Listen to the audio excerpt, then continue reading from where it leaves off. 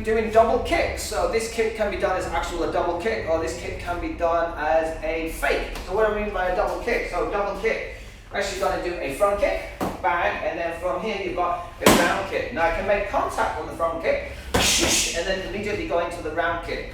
Well, like I said, this can be a fake. Where I'm faking this shot, and then coming straight up for the round kick. Okay, so from here, so from there, aim with the ball of the foot here. Keep the knee nice and high. Then all you're going to do now is completely unpivot the back foot, which will now turn the hip and the knee round to the correct position. So from there, 1, 2. Flex the foot back, so it's coming back to your bum. And then you want to snap that leg out. So we get here, turn, snap.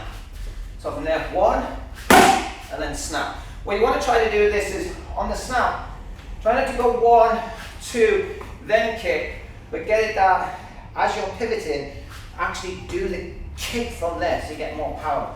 So I go 1, and then from here, I'm getting it from there. You'll get a lot harder snap. Then it won't be a weak kick. Just like this, it'll then be a powerful kick. 1, 2. Once again, one of the important things is from here. So make sure that you're unlocking that back foot. So the back heel does face the direction of your opponent to fully unlock their hips. And then from here, so your foot will slightly unlock for the front kick.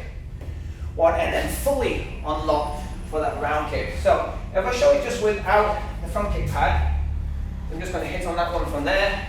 Practice coming up with your chamber without the actual front kick part, and then just snap you straight into the round. So up and then snap. 1,